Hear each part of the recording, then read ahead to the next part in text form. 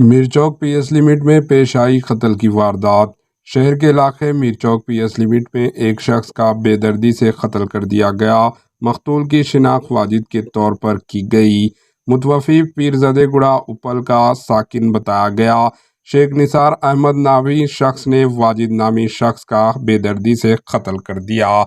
इसकी इतला पाकर DCP south zone P Sai Chaitanya IPS ने मुकाम वाक़या पहुंचकर जायजा लिया और केस दर्ज करते हुए मसरूफ़ तहकीकात है।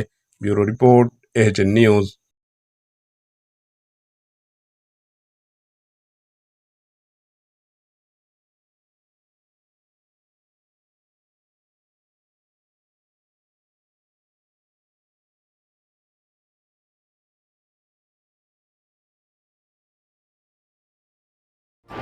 AHN न्यूज़ को लाइक करें, शेयर करें और सब्सक्राइब करना ना भूलें।